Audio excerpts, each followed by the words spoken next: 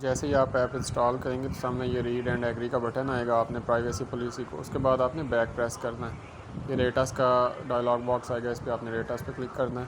और जैसे ही आप रेटस पे क्लिक करेंगे तो ये नीचे देख रहे हैं स्टार आ गए, इस पर आपने 5 स्टार रेटिंग देनी है और इधर आपने अपना रिव्यू लिखना है।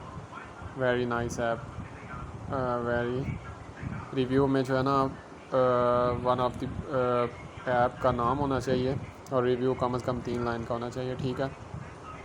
हाँ,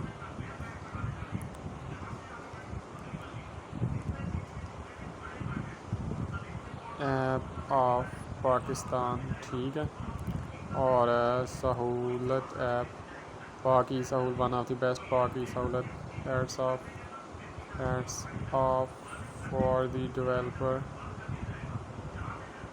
फर्स, no ad, useful and interactive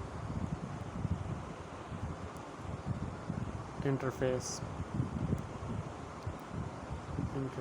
okay, उसके बाद आपने सबमिट पे क्लिक करना है और ये स्क्रीन आएगी और उसके बाद आपने डन, ये थैंक यू फॉर रेटिंग, और जैसे ही आप करेंगे तो ये देखें इधर आपका रिव्यू शो हो जाएगा। बस इतना सा